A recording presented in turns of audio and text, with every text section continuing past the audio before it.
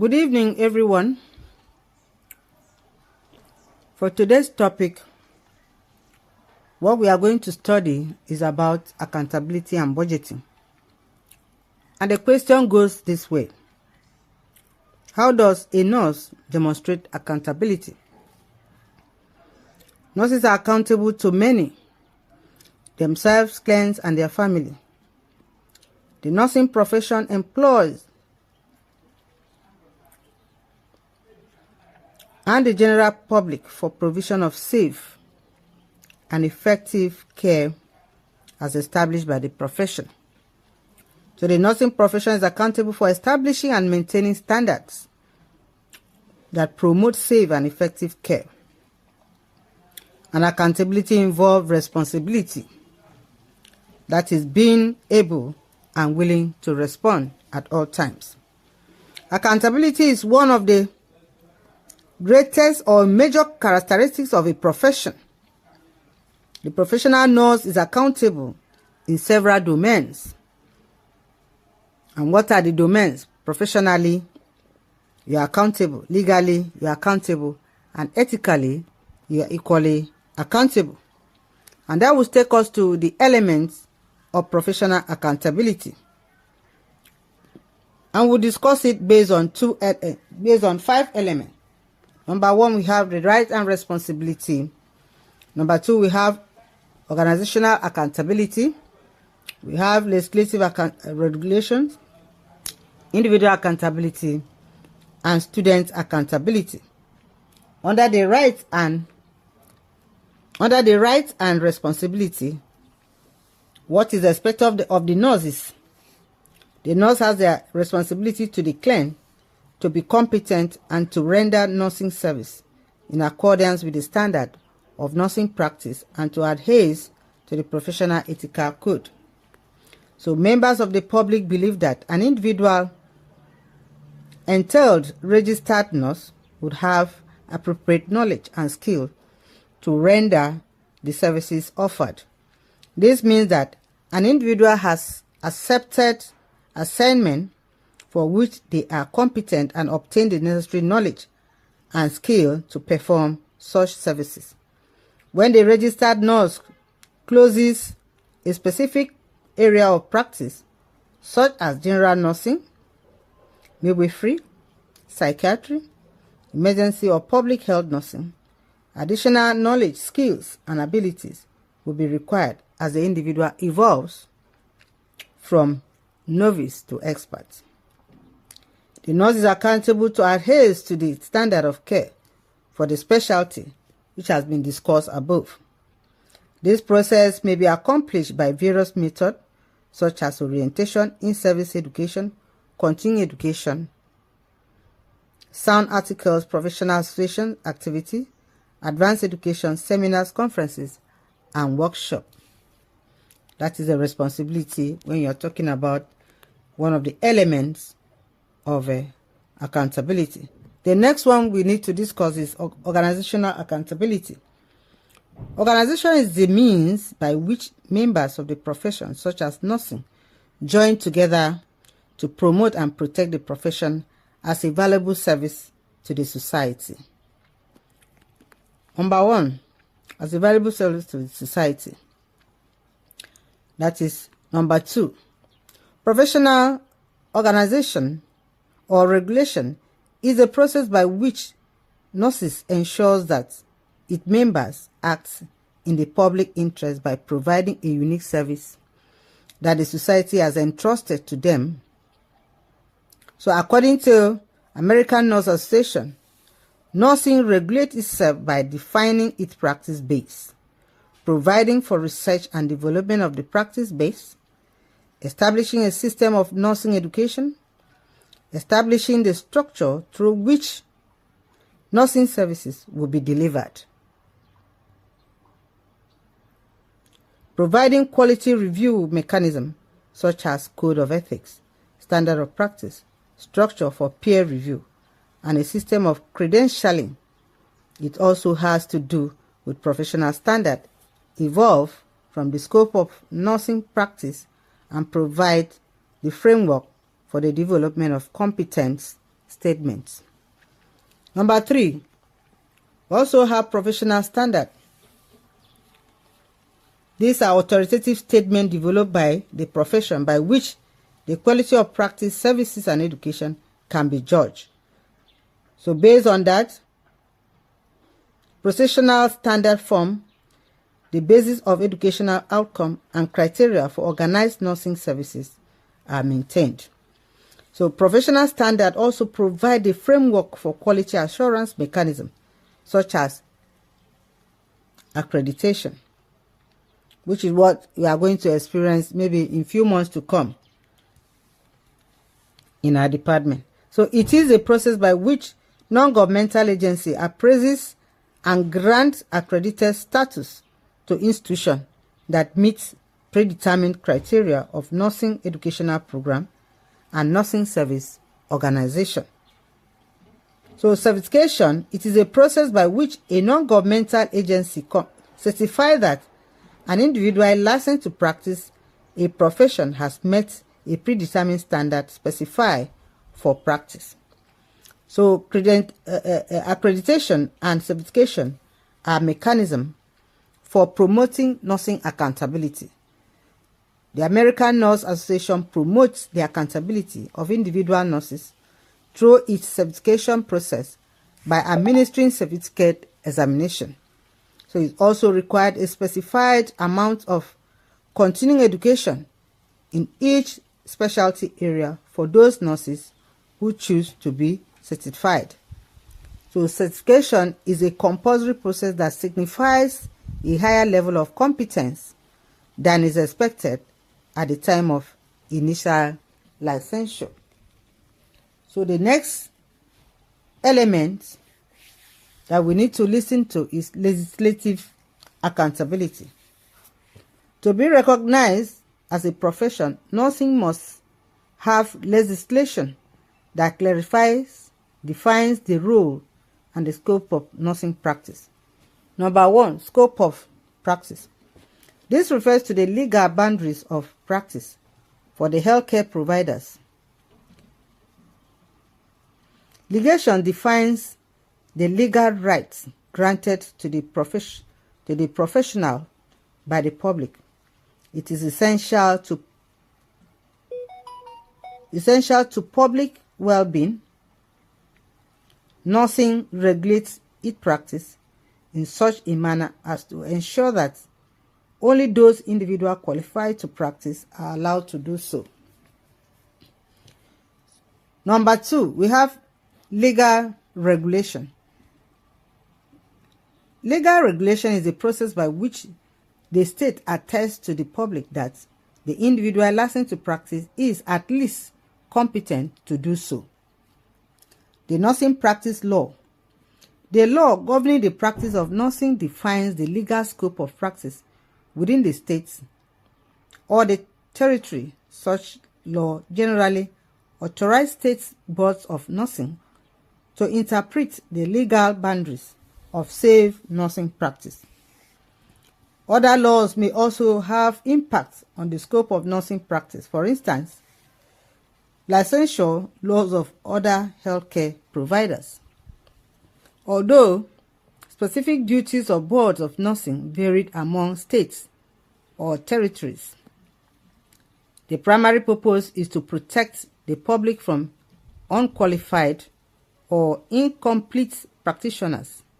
Boards of nursing are authorized to, number 1, approve educational program that prepares individuals for license or licensure. Number 2, grant licensure to individuals who meet minimum qualification. Number 3, renew licenses when they are expired. Number 4, establish legal standard of practice.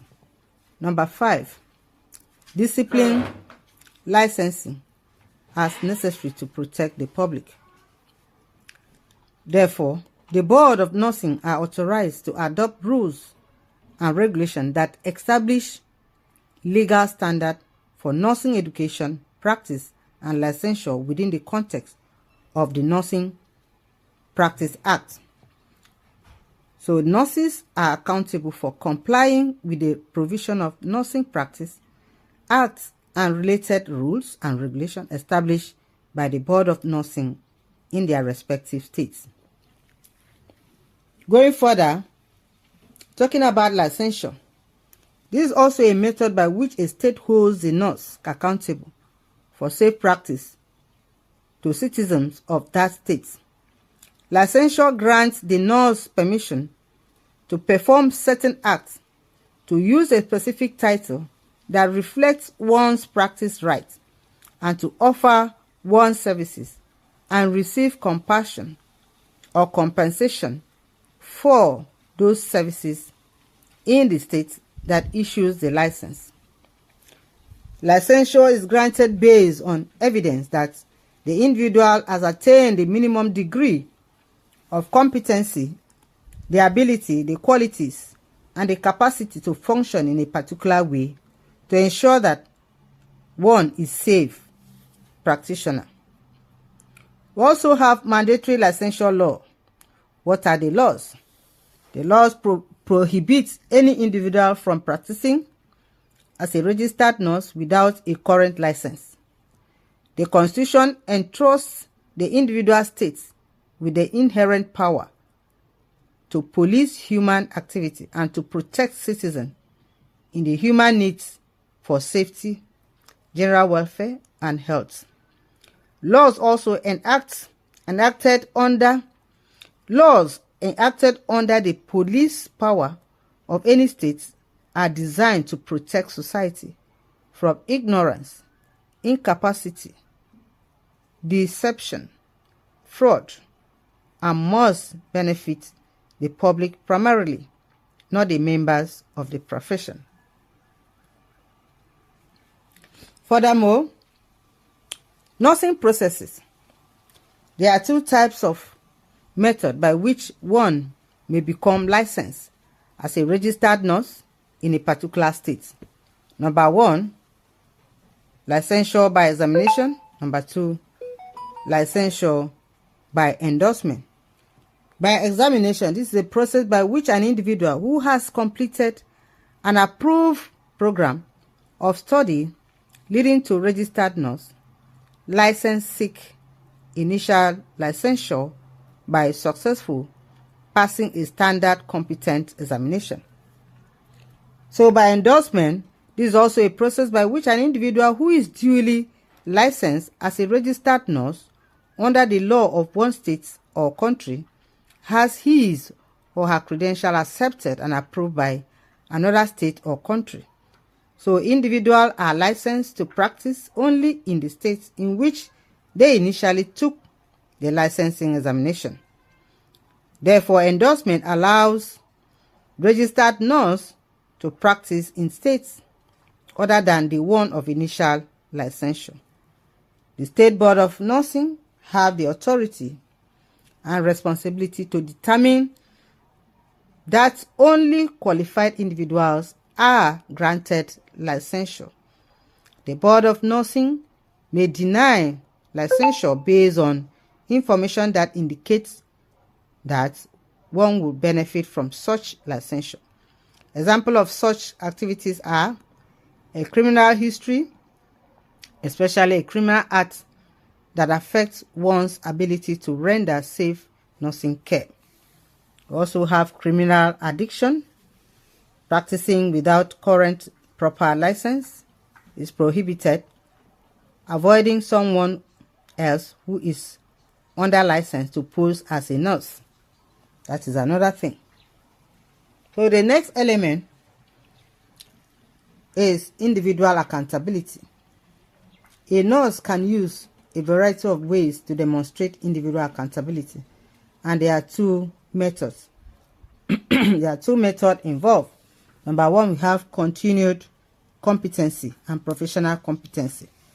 Under continued, a registered nurse has the ability, responsibility to attain and maintain competency. Once licensed, it is the responsibility of the registered nurse to maintain a current active license to practice in accordance with the state's requirement. Registered nurses must renew their licenses on annual or biannual cycle before the expiration dates and meet other such requirements for license renewal as required by the individual state's Board of Nursing. So under professional development, we have professionalism must be live, not just learn. It is a participation of nursing students in curricular activities that enriches academic experiences and fosters professional development. So membership and active involvement in students' organization at school, states, at the national level enables nursing students to develop critical professional skills and participate in events that may have impacts on their careers. Therefore, involvement with district and state nurses association is also encouraged.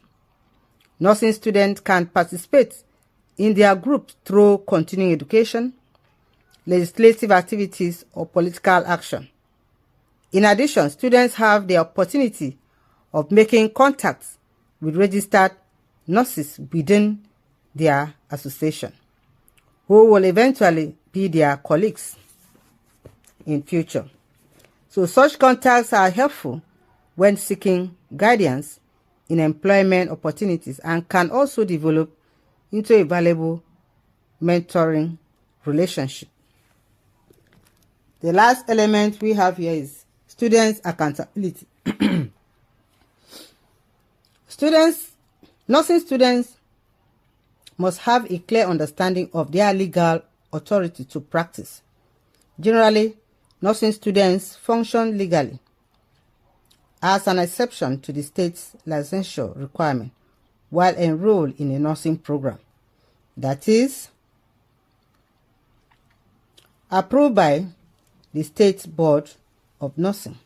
Such exception is only granted when the students are engaged in learning activities structured within the program of the studies.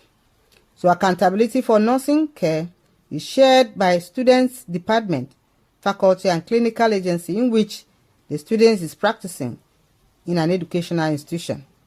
So for nursing students, accountability for competency begins with the first clinical day and continues throughout your careers. So therefore, students have the responsibility to be prepared for clinical practice, engage only in those skills for which they have gained competence. They are also to seek instruction as necessary.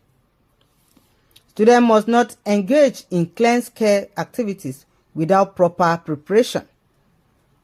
So prior validation of competency by the instructor and appropriate supervision. Nursing students have a responsibility to request clear information regarding the instructor's expectation if uncertain, and to seek direct supervision when uncertain of competency. So we'll look into budgeting because we're talking about accountability and budgeting, and anything that has to do with budgeting is a it's a very important element that will help any organization to move forward or succeed. What is budgeting? The budgeting aspect of administration involve fiscal planning, accounting, effective management, and control of organizational funds. So this is very sensitive aspect of management. So it should be taken seriously. So we also have factors, important factors that one can use. Number one, we have planning. In planning, you are attempting to control the future in direction of the desired goal. Number two, we have allocation. Procuring and allocating human and material resources in accordance with the made plan. Number three, stimulation. Motivating behavior towards desired goals or outcome. Number four, coordinating, bringing and fitting together the various groups into integrated whole for achieving a desired goal. Number 5, evaluation. Reviewing the work of the system to see how far the plan executed had led to the attainment of the desired goal. Other writers also have many lists that tends to overlap in some aspects. So the administrative process include planning, organizing, directing, coordinating, controlling. So in the option of Simeon, a good writer, also state that the administrative functions like planning, budgeting, coordinating, controlling are decision-making processes. The administrative processes component suggested by a researcher involve decision-making, planning, organizing, communicating, influencing, coordinating, and evaluating at the last. So from my own experience is that each author tends to bring together the function he considered important based on his own training. So experience and exposure also matters a lot. Nevertheless, it is important to note that the administrative process consists of all the activities through which the effective administrator takes rational decisions during a day-to-day administration of the school or organization. That has brought us to the end of listening to this great lecture of accountability and budgeting. Thank you for listening.